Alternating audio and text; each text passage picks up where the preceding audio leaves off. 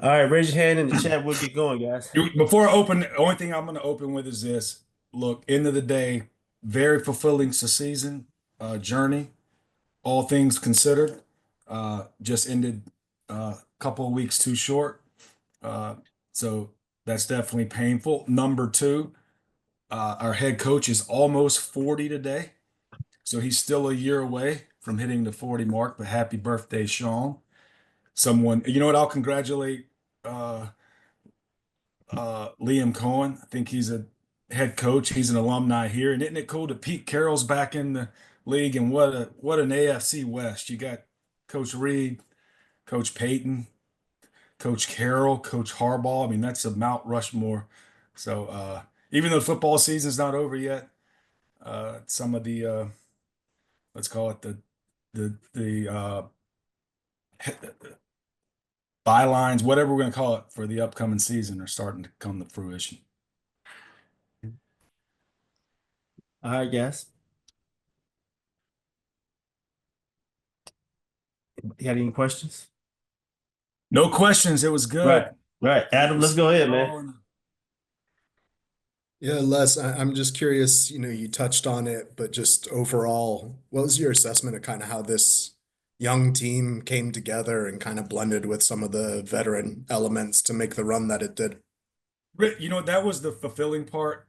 If we go way back, Aaron Donald retiring, Coach Shula getting his first shot being a defensive coordinator, going through the draft, that bunch being one of the younger bunches, a lot of those core players on their rookie contracts, to kind of see them jail. And then you were thinking going into it that you would rely on a veteran offense, but to see that group go through adversity in terms of attrition early on, right, with the different uh, kind of key veterans, whether it was Puka, even is he a veteran or not, but had become a core player.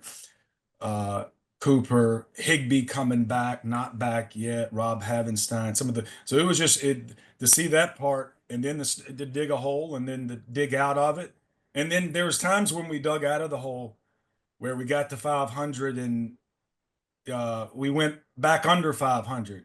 I called it like golf. It was like, okay, we finally got to even, then bogey the next hole, finally got back to even, bogey the next hole, go on the run, add the adversity that's way bigger than football, uh, that Southern California is still going through, to host a playoff game in a division rival stadium and then to have success there. So with that being said, that's the fulfilling part of the journey. Again, when you look, when it ends and another team has more points than you, and the way that game ended, right? You had a chance to get close there to maybe have a point more than them. That's a painful one. I was mentioning to someone who's not into football recently. They're like, "What's it like?" And I said, "You know what? There's an element of a physical pain uh, that it is like your central nervous, whatever. You're going through it, and it's like it's Monday, it's Tuesday, and you're like, wow, there's a physical pain here. Then that dissipates, and you wake up and you're like, man, that ache's not there. That's neat. But then there's going to be some moments during the day. This is that time of year where I'm having trouble with power at home, and when we lose power, there's no Wi-Fi. So the neat thing is, I don't get to all of a sudden walk by the television and you know, they're talking about the teams that are playing this week, and there's that moment where all of a sudden your brain starts thinking about what could have been, and there's kind of that pain again. So that's the stages of grief because it is a long journey and it always ends too soon, especially when you're playing quality football. You're not necessarily banged up. You're playing some of your best football at the end. There's been seasons where you kind of limp in and maybe it's not as painful based on the situation that you're in. But that's the short answer to why this season was fulfilling. You spent the last 2 years building the team through the draft and being more selective with veteran additions. I know part of that was just kind of the cap restraints that you were under after 21 and 22, but do you feel like you're still in that stage of team building of trying to build through the draft, or at what point would you feel more comfortable being aggressive in adding veteran talent to the roster as you have in the past? Good question, because I think I always call it efficacy. Probably to let's call it go to part two of your question. You need to know that kind of who you are, and if who you are can actually uh, have a good chance of right having one more point than the opponent on any given Sunday to kind of really get into let's go into that mode. I do think adding players through the draft, maybe not as much building, but it's an addition. That's definitely helpful, impactful, and then being, selective with your veterans in a nice mix. The neat thing about the over the last 2 years is there is this core group, and I'm not just going to say the last 2 years, but let's call it some years. There's this core group of players that maybe are still on their rookie contracts and in that phase of their career where you can kind of see that bunch, right, kind of leading the Rams into the next iteration, even though we still have some players. I mean, one of the better moments of the season, you want to talk about fulfilling moment, was was in at New York when Tyler Higbee made the catch in the touchdown. But Tyler Higbee is somebody that we drafted right when we got back here in 16. So he's one of those type players, right, that's been a part of the core. But a year ago, he goes down in that playoff game, and then he goes, I mean, the grueling moments, and I've had stories told of him working through it, and probably him really grinding, right, just to get back to be a part, not just as an individual, but to be a part of the collective. But the really, he's always been a glue guy. And I know the content team probably showed a lot of celebration in the locker room that day, but probably after they turned off the cameras to see, as you to see, I can vividly remember a Kobe Turner. I can remember Jared Verse. I can remember Fiske.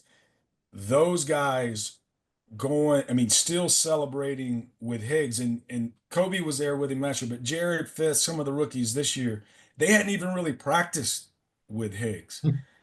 And they just watching that moment, you realize, okay, that's a glue guy coming to life, however we define a glue guy.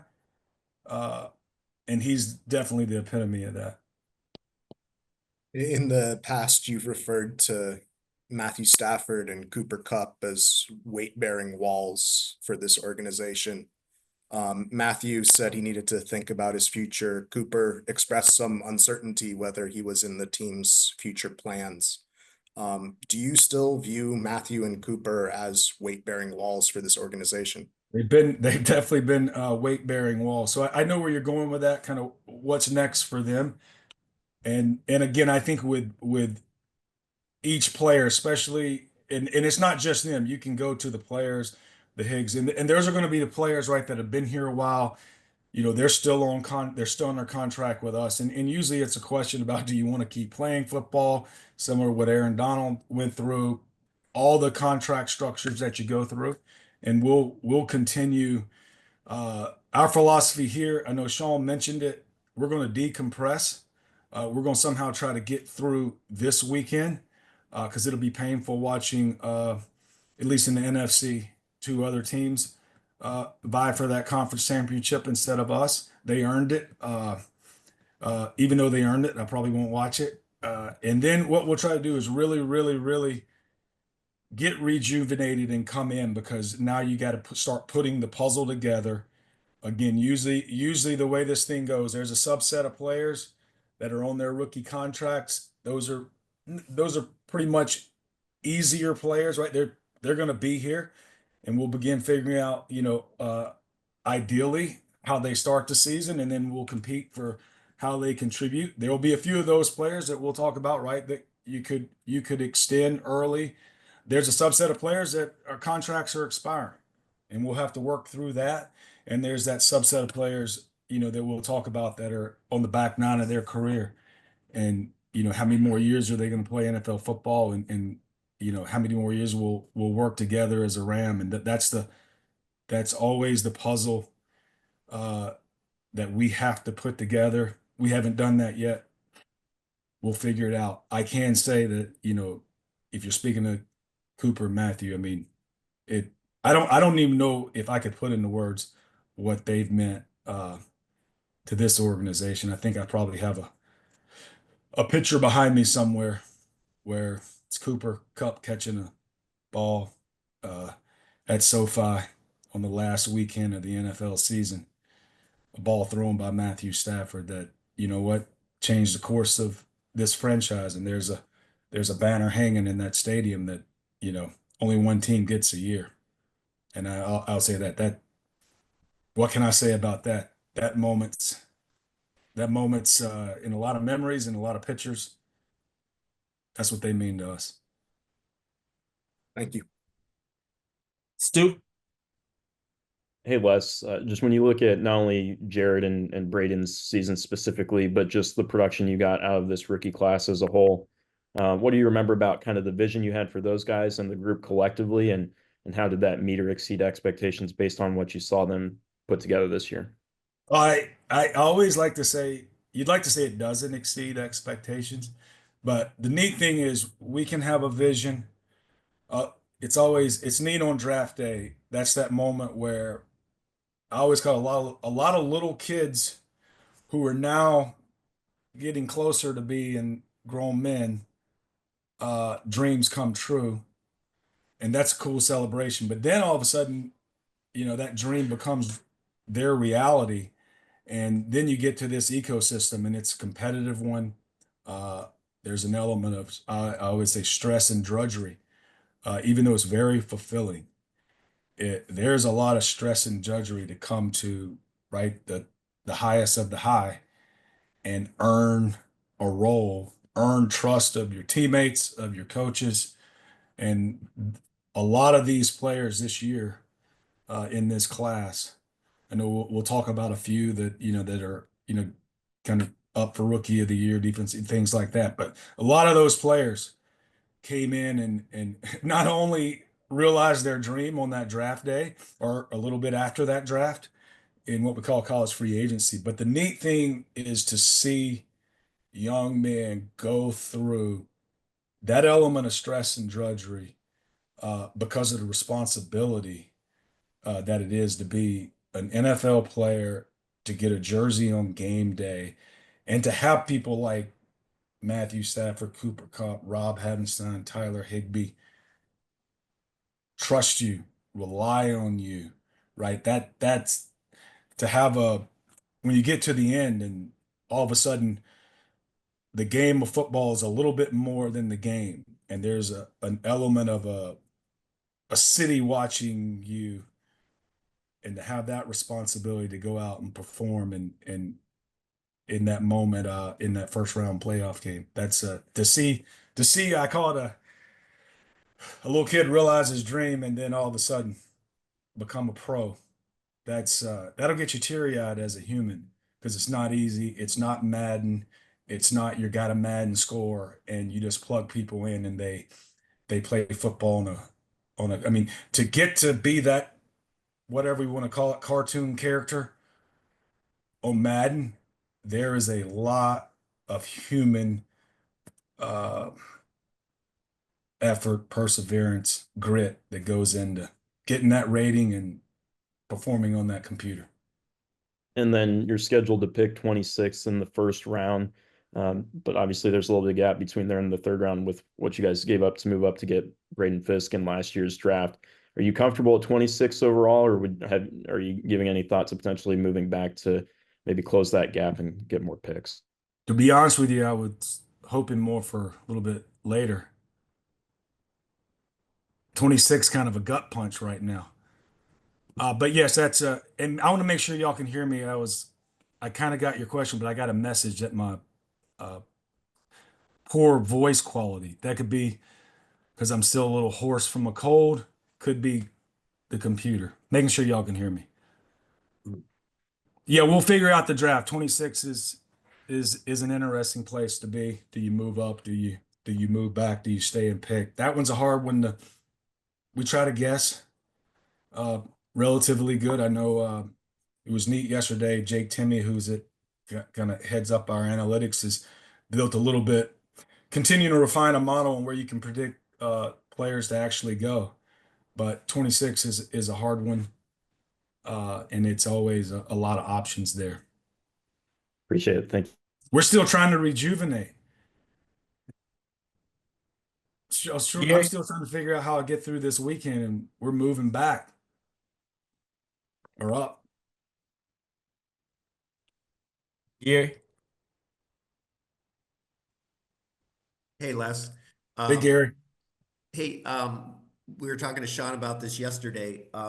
In regard to Stafford, if he decides to continue to play, and it sounded like he still thought he had football in him, if he doesn't retire, can you say definitively that he's going to be playing for the Rams next year? You know what? I think I think I mentioned it earlier. We're going to get through our rejuvenation period, circle back to that. I know the neat thing is Matthews under contract with us. And I know we went through a little bit of that last year with him. He still has years with us, so he's still a Ram. And I know this, we'll sit down with all parties to work through that portion of it too when we get to that. But at this point in time, we're going to take this rejuvenate. But that's something that's going to be a big line item. I think Sean mentioned in his. You don't want those type issues, dragging out throughout the offseason and kind of being a theme going into the season. You, during your career, especially since you guys got to LA, have not been averse to taking big swings. The trade to bring Stafford here, with Goff was a big one. And you guys did that. You didn't wait that long to rejuvenate. You made that move pretty quickly. Number one, could you see a scenario where you would trade Stafford? And if you did, do you think that's something that you guys would try to do quickly as opposed to dragging it out? Yeah, it's on that one. I think Matthew probably disturbed our rejuvenation period because I think we did play in the division round that year, and then maybe a week later is when it leaked that hey he would like to be traded. The Lions were thinking of trading, so we had to get back to work a little bit quicker than we wanted to. But I haven't on trades, Gary, too. That's one thing too. It'll take someone calling or us reaching out if we want to do. That's the things that'll be determined down the road here. In terms of Cooper, with his contract, if he does not, number one, are you going to ask him to restructure that? And if he doesn't restructure, will you trade him? Don't know the question. I mean, can't answer either one of those. And if I did, I wouldn't. If we hadn't talked to him first, wouldn't do it here. But Cooper, all of these players, right, that are at the end, macro level, we're talking about a subset of players, not just Matthew and Cooper, right, that are coming to the end of their career, their contracts, they still have contracts to the Rams. Do you keep going forward with that same contract? Do you, restructure it in some way? For many reasons, those are all issues we really got to sit down and talk through. Haven't done it yet. And then finally from me, in terms of Jonah Jackson, you guys signed him to a pretty significant deal. He did have injuries, but given the way his contract is structured, do you anticipate that he will be on the roster next season? I sat down a little bit with Jonah before we left. Great. I think I want to say this on Jonah because I really appreciate him. Right, all that he went, what a pro. And I think what ended up the interesting thing with that is he's a really good football player, and with all the injuries and stuff, and when we finally got back rolling, for him to go play center or even move Steve back to center, we were in the middle of the season and we had finally gotten a continuity and we were finally winning.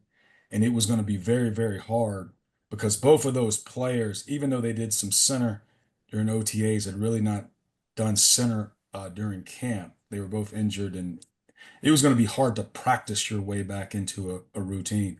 So we elected to stay with the continuity. So I really appreciate Jonah on how he handled, I mean, a starting level player. There's a lot of teams that would, love to have Jonah Jackson at guard. So we'll work through that. I know that I've called it a conundrum based on some unforeseen injuries and circumstances, and then how hard it is to kind of get continuity at center. So elaborate on him, because that was a very, I mean, I call it, I mean, he put the team first in terms of just showing up, going to work, and being a really good scout teamer. Played the last game and even began working into some reps as a jumbo tight end. But I do know this, Gary. It's take contract out of it. It's hard in this league to move on from quality offensive linemen. Because you think about our year this year, when all of a sudden, after week 2, you're bringing in 3 new people that don't even know your system. So all those things, again, put them in the off season. We'll have a macro plan, macro cap, macro budget, and try to let's call it engineer a team that kind of keeps the momentum going from this one. Even though next year is going to be a totally different year, and all these questions, right? We all know it.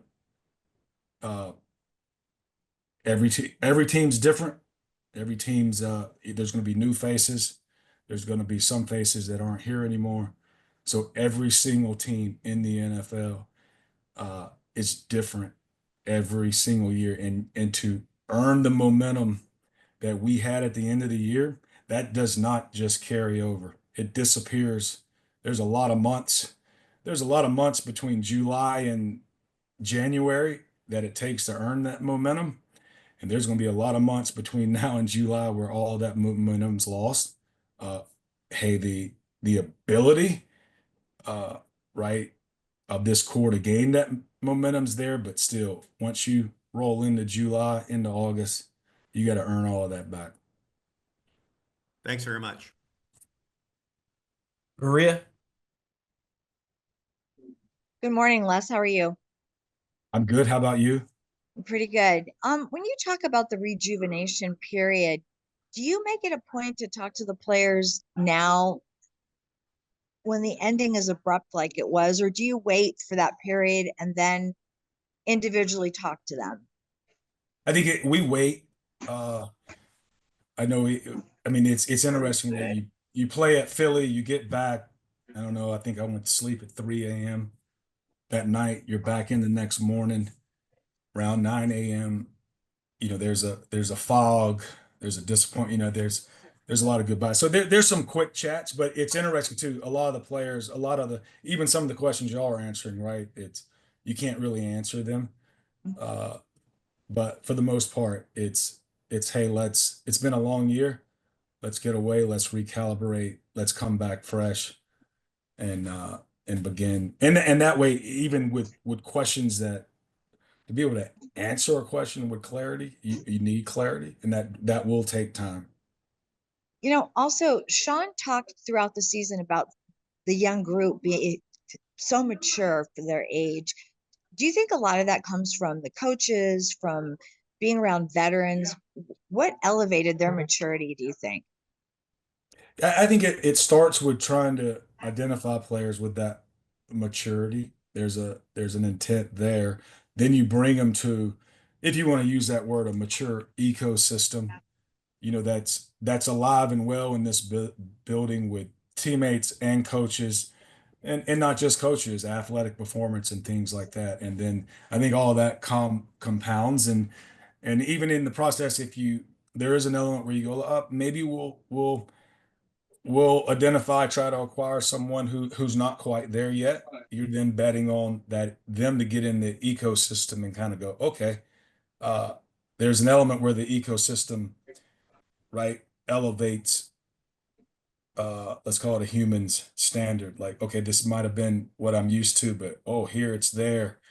I better jump in line. It kind of pulls you that way when you do that. So I think it's a combination of all those things that the culture's living at all times, and I always say to you, we talk about it a lot. You want a competent culture, and there's times where, like humans, it could get a common cold. It could get sick at times and take on a little water.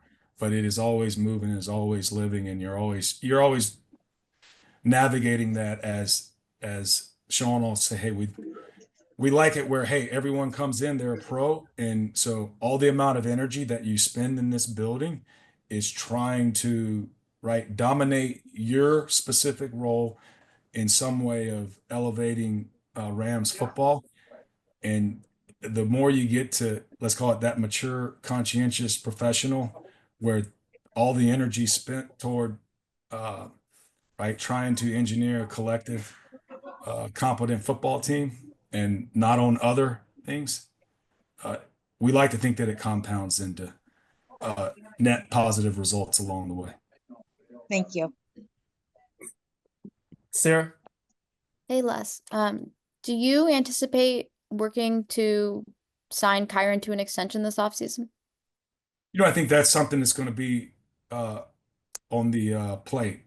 So those are, the interesting thing on the from a macro level. Usually, sometimes it is tougher to sign someone who's not in, let's call it their final year. It's 3 years and got a next year, and then the only reason is that usually could be a difference in numbers, but a lot of times there's no real deadline, so it can drag on. But I know he would be someone, right, that after 3 years you could begin discussing, uh, let's call it renegotiating, starting anew, because I do think Kyron's someone who is a Ram and has a very impactful role for us. How does drafting Blake last year play into the decision whether to keep Kyren or not? I think we would probably take the philosophy that you're going to need more than one running back, so that we'll always try to keep that room somewhat healthy in terms of depth.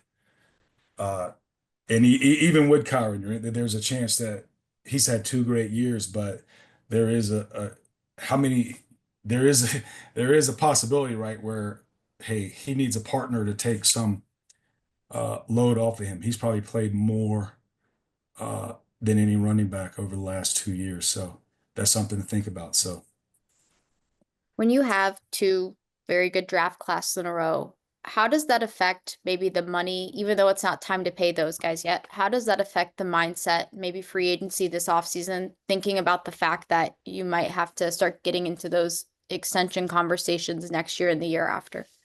yeah, I think we have those when we sit down with Tony Pastors, Matthew Sher, and his group, and you start modeling uh, the future and kind of what it looks like.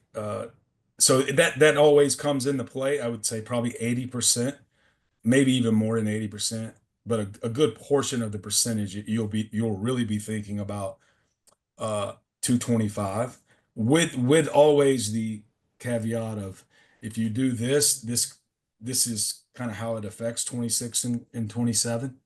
So or really, I think the neat thing for us going through what we did when we recalibrated to get back to a more healthy, let's call it cap to cash type uh, ecosystem in terms of cap, it does allow for flexibility and freedom moving forward, and not get yourself where all of a sudden there's definitely some, let's call it debits coming due, that really, in terms of dead monies and things like that, where it really does hinder what you can do.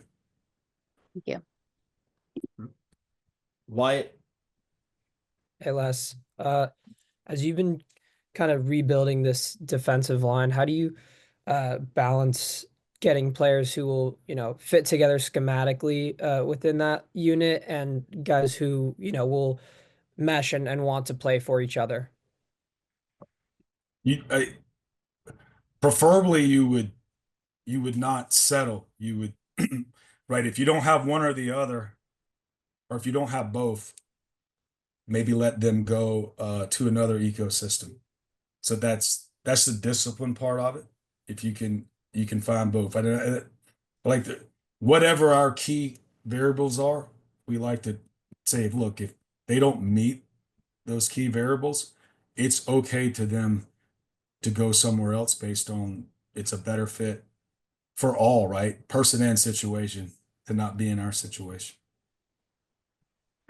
And what about Braden and Jared fit both of those criteria for you guys when you were looking at them in this past year's draft? And they might epitomize that in terms of and it's interesting. You can get to know them. You can talk to people who got to know them. You can talk to people who were a part of their evolution from first grade through Florida State. But I mean, the easy part with those two, you could turn on any game against Florida State, and those two are probably jumping off the tape. Take mom, dad, God-given physical qualities out of it. There's an element of like, wow, it seems like those two care a little more than a lot of other people in the field based on the energy, the urgency, the tenacity they're playing with. And then there could have been someone on that field, whether it was an opponent or a teammate at Florida State, that cared just as much as him, and you add in their physical abilities, and it just it elevates them. So one of the ones we talked about in replacing Aaron Donald, he was one that was elite, and all of a sudden it just came to fruition, right? He was blessed with a lot, and then he cared a lot. And boy, did that come to fruition on Thursday nights, Sundays, Sunday nights, Monday nights, maybe a few Saturdays in the NFL. Thank you. Jordan? Hey, Les. Sean mentioned that you guys will meet as a leadership group to discuss the futures of players like Matthew Stafford, Cooper Kupp, Tyler, Rob Havenstein. Who composes that group in your organization? I'm not sure. I'm not a part of that club. Hadn't been invited yet. Just kidding. You know what? I think I usually the leadership group is probably myself, Kevin, him, and Tony. But I do know this. We're a very collaborative group, so we'll bring in our personnel group. We'll bring in our athletic performance group. We'll bring in coaching staff. So there'll be a lot of people. I'm pretty sure when he mentioned leadership group, that was Kevin, Sean, Tony, myself. And then you brought up the athletic and sports performance group as well, but so much of some of the team building you guys have done in the past has tried to figure out when to move before it's maybe physically too late for the player. How has that process evolved for you guys in terms of deciding which players to keep and which players to part ways with?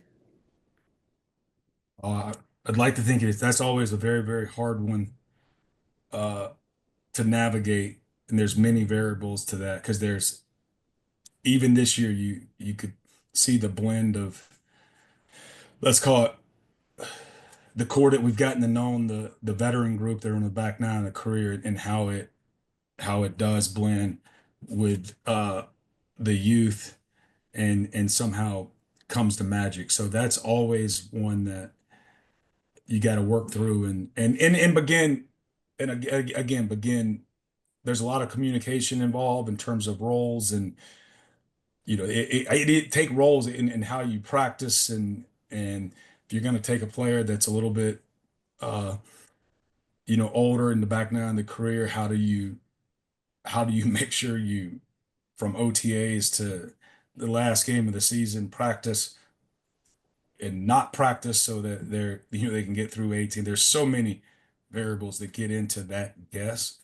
But at the end of the day, I think if a player is still passionate about playing football, still passionate about being around, still again wanting to be, a part of something special, that usually is a net positive when it's all said and done.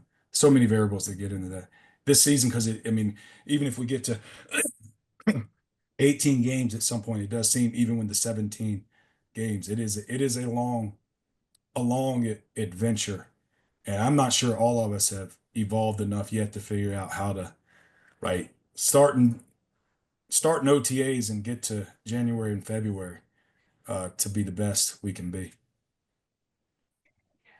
Slight pivot, but in the last 2 seasons, you guys have drafted really well. And in 23, I think the plug and play, like cheaper veterans, when you did not have money to spend, were one of the stories of the season as well, with the success rate on those guys. But when you guys have had money to spend on higher cost free agent acquisitions, first of all, how would you assess those acquisitions, the higher cost players over I guess in 2022 and 2024, when you did have some money to spend? And I'll wait for part 2 of the question. Wow, you might have to, I hadn't really looked at that.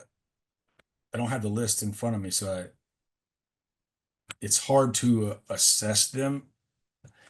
Probably right here, I think and I do know this would probably at a macro level with any free agency, especially if you call it higher costs. I think again, and as it more than likely should be, there's an element of if you bring a player in and you're paying him most on your team, there's a higher expectation. And sometimes it's hard to live up to that expectation. So the neat thing is in how they blend together, or blend in with the collective, and then how does your collective perform in the end? How much does that help your collective to be more competent or not? It's interesting. The one I'm thinking about right now is Jonah Jackson. We paid him 17 million this year to not play a lot. And a lot of it wasn't his fault, 'cause he was starting until he was injured. And at a philosophical level, the way he went about his business, not playing, it might have weighed more than him playing, because that's a guy who was starting for another team, came here and really, really enjoyed it here, was not playing, went to scout team and played scout team well, without complaining. That's got to weigh something. It might not have been a good duo block. It might not have been a catch for a first down, but boy, that's noted. And I mean, that's in today's time. In college football, he'd have probably gone to the portal halfway through the season. Not Jonah Jackson, because that's just who he is. But I use that as an example. Like, you could on an Excel spreadsheet say, played this many downs, got paid that. Not necessarily an A signing, but when you blend it into the collective, and then kind of all the things that go into a collective that aren't just stats that help you become competent. I mean, it'll be interesting how much that acquisition actually truly weighed in this fulfilling journey. And then just the second part of that question, do you guys plan, or do you as a GM plan to revisit elements of your pro personnel and free agency process this offseason, to see, if there's anything that needs changing or that you want to change? I think we always do after action reviews and try to evolve, regress analysis, look at the successes, look at the not, whatever, if you want to call it, less successes, and then see if there's anything we could do differently in that. That's always a free agency. Bringing another person into another situation is always, again, it's not Madden football. So a lot of times, even too, with free agents and families, that's a move. It's not a young kid just moving to another city and getting another townhome. It's schools involved. There's so many elements that get involved into those moves that oftentimes, when you look back, aren't as smooth as then let's call it they might be in Madden. But you see, what I can say, it's a very important part of let's call it the acquisition game theory of our league. So we always want to try to get better at that, or be as good as that as we possibly can. Thanks, Les.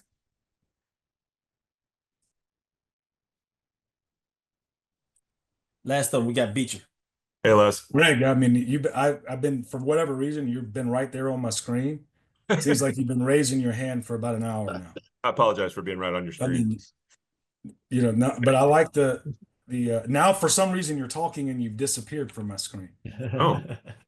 I got Gary, Jordan, Sarah, Adam, and Stu. I don't know where you went, Greg. That You can hear me now? I can hear you. That's all that counts. Okay, cool.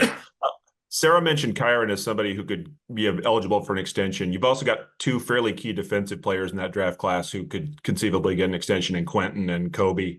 I don't think you've extended a defensive draft pick since AD. Is there any benefit to having continuity on the defensive side that you haven't had over the years? I mean, or is that just the way that the NFL works, and that's just how it's going to be in terms of like that's how the economics work of drafting guys, paying them, and then moving on? That's part of the ecosystem. But also part of the ecosystem, some of the better defenses in the league is having an element of continuity in core players.